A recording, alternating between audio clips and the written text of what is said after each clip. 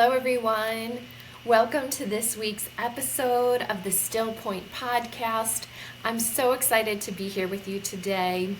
Unfortunately, Fred is unable to make it, but I still wanted to come on and share some information. There's been a lot going on as far as the energies right now. September really feels to me as though it's a month of deep, deep purging. I know some clients have had a lot of physical things coming up that seem very unusual and unexplainable. For instance, one of my clients yesterday had ear pressure come into her ear, like intense ear pressure, and it felt as though she couldn't even hear out of that ear. She still can. I checked in with her today. And it's really not dislodging. There's moments where it clears a lot, but it's not fully dissolving. So ear pressure is common. I've seen multiple people posting about that on some of the groups I'm involved in. So it's not related to a cold or anything like that. And what I know from emotional anatomy is that when we have ear pain or pressure like that, it's typically because there's something we are not wanting to hear.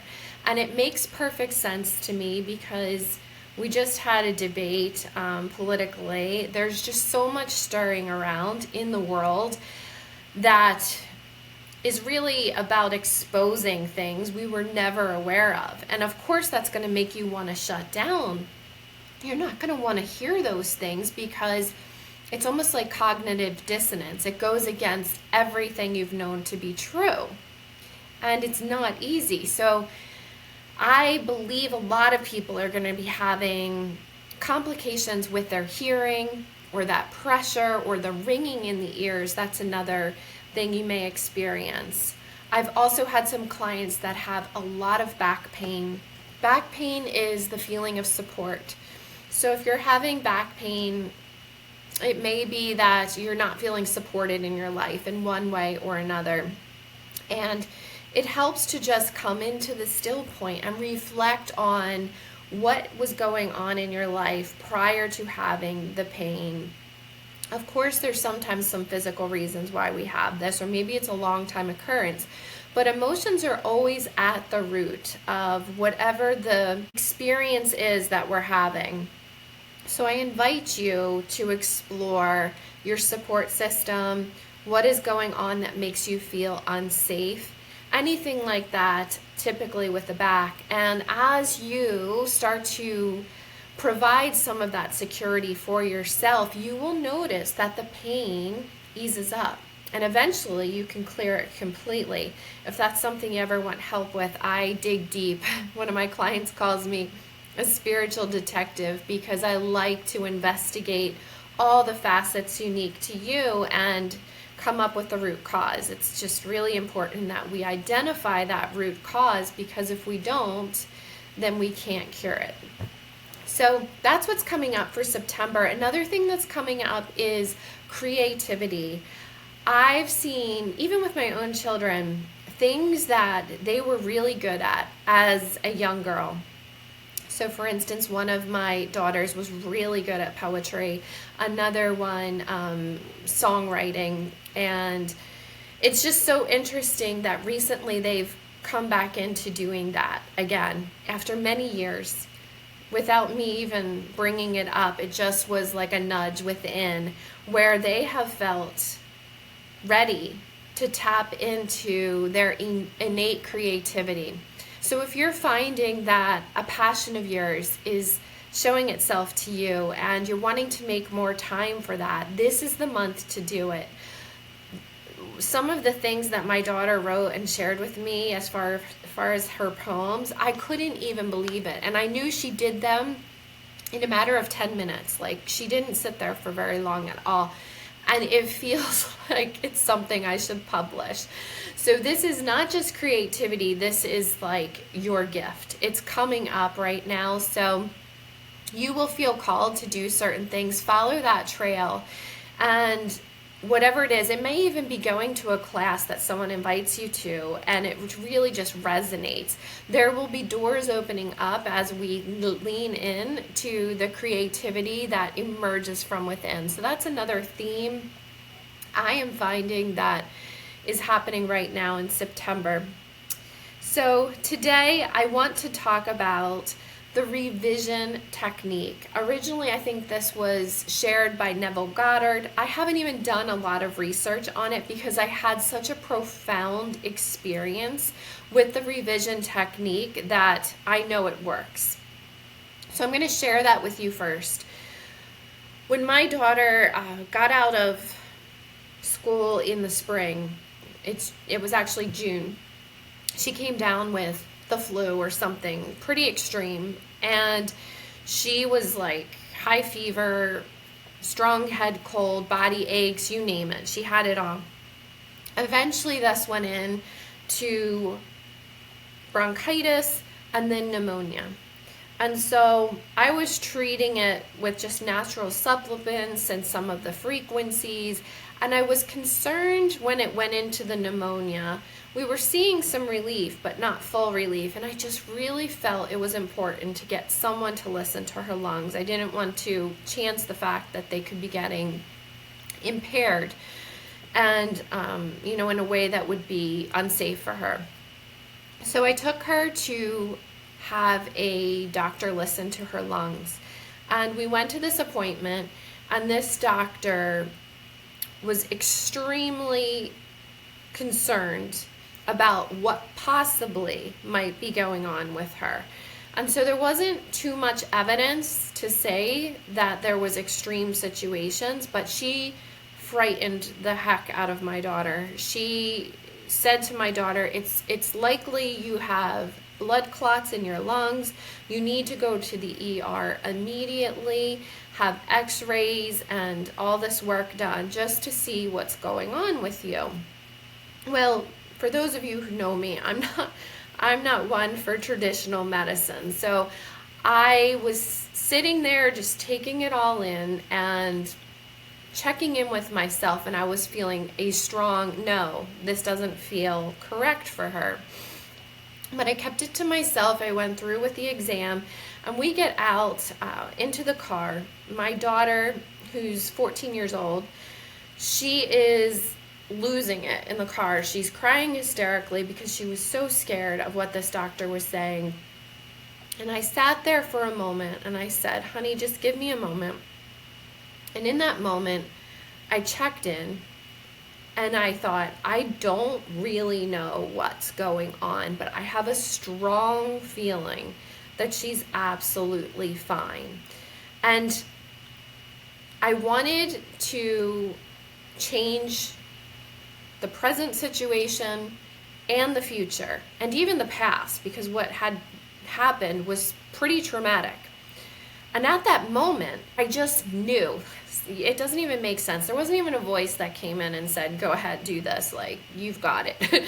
There was just a strong knowing that this was not our present situation, there was nothing to fear, and that we were going to write a new chapter. And I said, how do you feel about it? I asked her. I respected her opinion at this point. She said, I absolutely do not want to go to the emergency room. I don't feel that bad. I think I'm okay.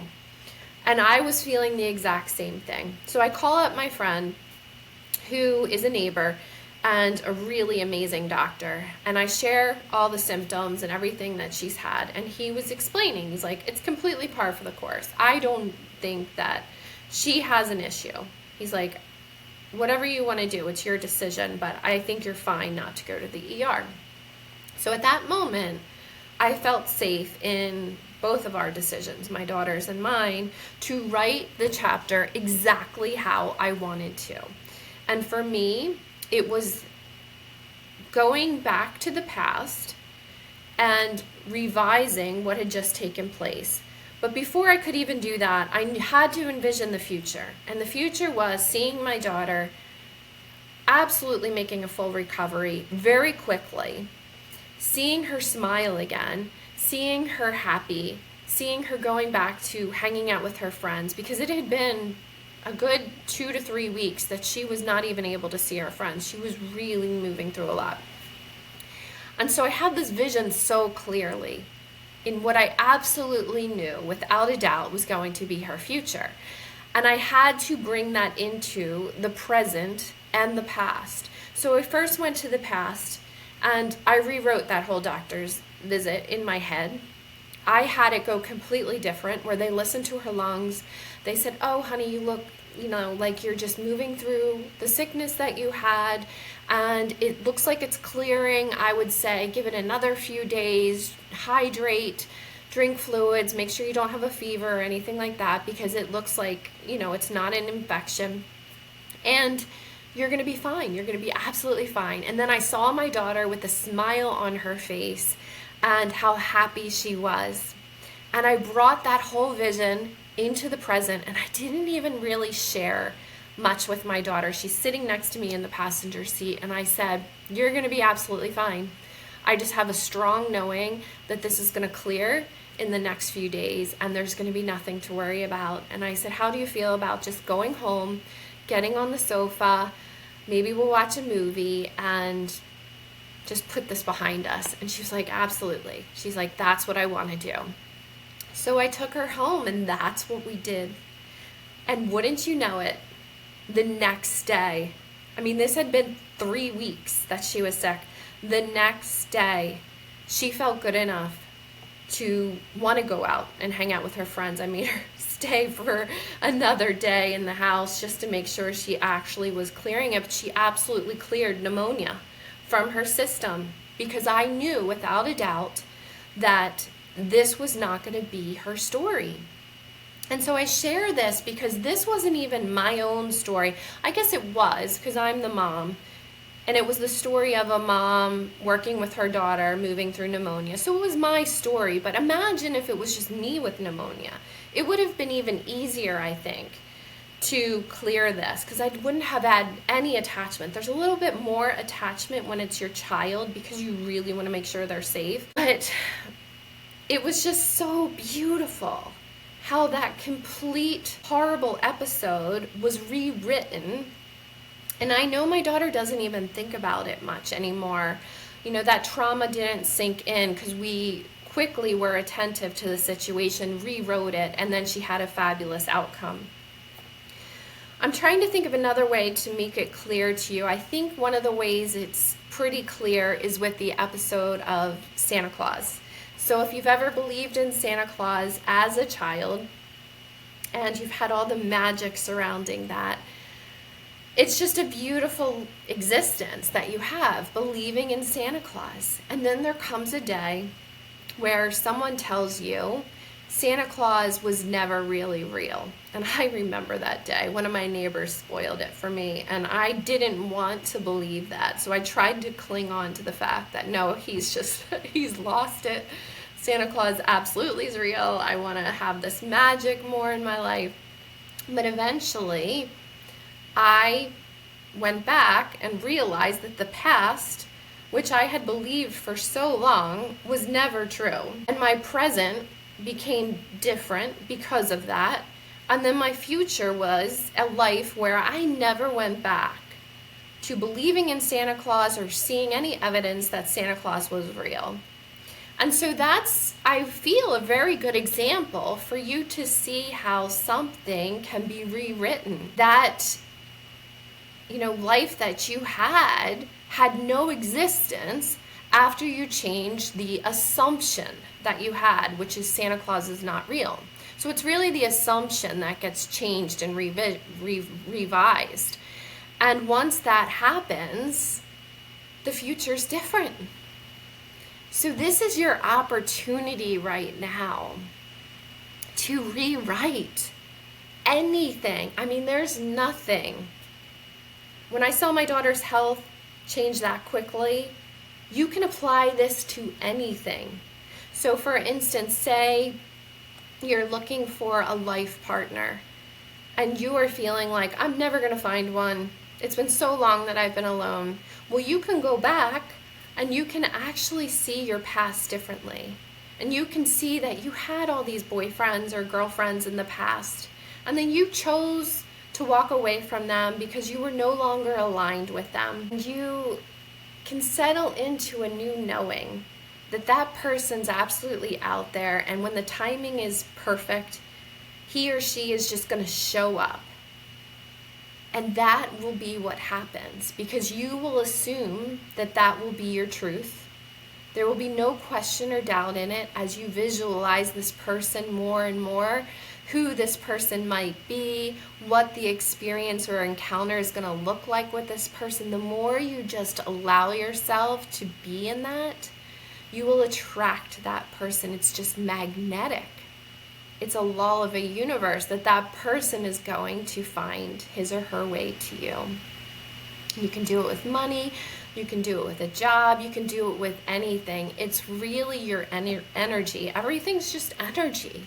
And the more that I become aware of how we manifest, I realize that we're just playing with energy. And I hope that the examples that I've shared with you today are tangible. I hope that it's been easy for you to see a few different ways how this definitely works, because when we're trying to manifest abundance or manifest anything, it's really important, number one, that we relax into it and we don't have any doubt about this being true or the potential of something happening. There's just no doubt. Or attachment. It's another way that if you're really attached to something being a certain way, you're going to get in your own way with the rewriting of the script or the abundance you're trying to create. So it's important to feel relaxed. And it's with these examples that you can start to see proof and trust in this and play with it.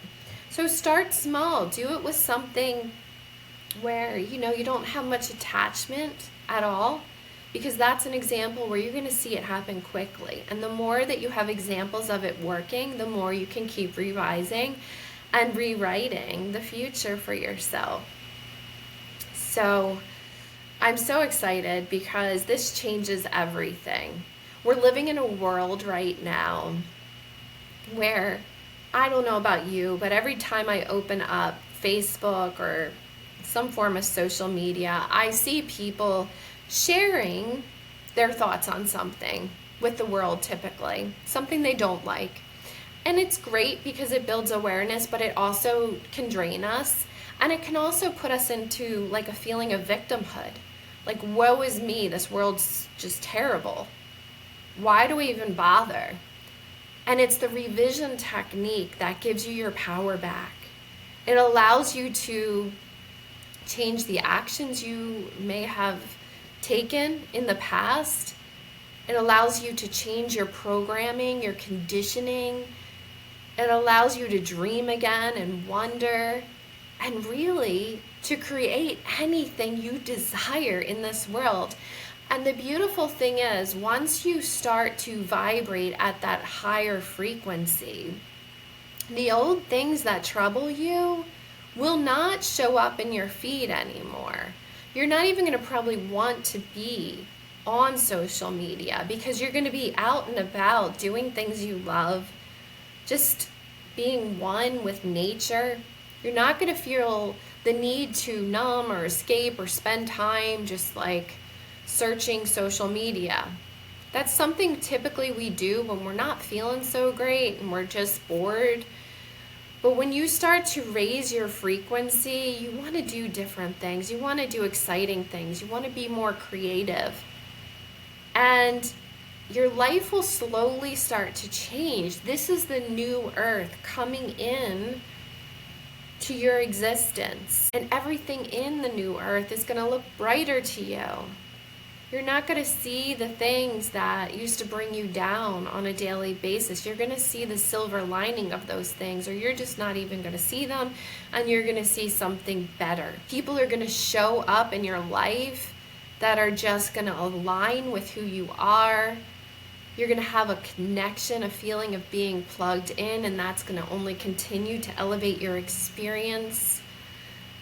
So this is really the gateway, the portal that's available to us. I talked a lot in the beginning of this about September and some of the difficulties and the purging of the energy. Absolutely, it's all part of it.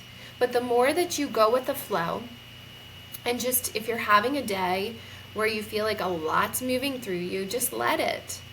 Because these emotions that are coming up or the activations we're having, these are only creating more and more of the light body within us, which enables us to remember who we are. And the more we remember, the more there's no going back. So that's a lot of talking. I'm just going to let you have a moment to let all of that sink in. I wish I could do like a Q&A with you. We'll have to figure that out for another session, Fred and I, where we just ask questions. I would love the impromptu feeling of having you just throw out some questions right now based on what I shared. But I think what I'm going to do is pull a card. I've got this Gaia Oracle deck, and I'm just going to pull a card and see what's coming up to share with you as we close out this session today. It's not going to be as long as it typically is because it's just me today. But I'm so glad for any of you that are still on. I welcome your comments on this technique, the revision technique that we talked about today, or anything that you're moving through in September. I just send you so much love. Be gentle with yourself. Be kind to yourself. This is a time unlike any other. And we're doing it. We're absolutely doing it. It may look chaotic, it may look crazy, but we are absolutely making a better world for ourselves and our children. And I don't think it's going to be too long. I really think by 2026, we are going to be living a completely different life, and hopefully even sooner. So I'm going to tap in. I'm asking for a card that will serve anyone that's listening to this in some way and bring them guidance or just some direction. The card is healing. Can't really see it. It's the number 33. Before I even looked, I knew it was going to be 33. I just love when that happens. It's number one, it's an angel number, but I just knew it was going to be 33. It says healing, reconnecting with your true nature. And your true nature is abundance. It's unconditional love. It's spirit. It's not this human form. And that's what's happening right now. Even like everything we're purging wasn't meant to go with us. So it has to go. It's not easy. It's messy. It's uncomfortable. But it's absolutely divine. And so I'll read to you the message. Healing. The lady figured on this card has journeyed far and wide, searching for happiness which she has failed to find. Confused and tired, she surrenders and retreats to her inner sanctuary, a space of light inside her heart where she discovers a deep sense of peace. She rediscovers and reconnects to her true nature by letting go of all that is superficial in her life. She reflects on her past and is now able to see what is true and what is false, what is real and what is an illusion. I love that because it relates so much to the revision technique. In the stillness of her heart, she hears a whisper, a message of love. Her heart is grateful for her return. Over the past months, you have inadvertently steered off course, gradually losing sight of what is truly important, and without realizing it, losing touch with the real you. It's time for you to reconnect and rediscover your true essence and your inner child. Stop searching externally. Look within, and you will rediscover the magic. The affirmation that goes along with this card is, my sanctuary is a space of light inside my heart. I find peace and contentment within. My heart reveals my truth. My heart reflects the real me.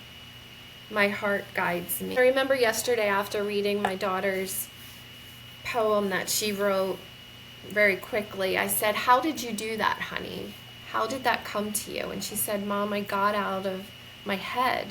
She said, when I write these things, I just really come deep within my heart. And I don't think about grammar. I don't think about anything. She said, I just let the stream of writing occur. And that's what we feel when we read something profound that really hits us in a way that it makes an imprint.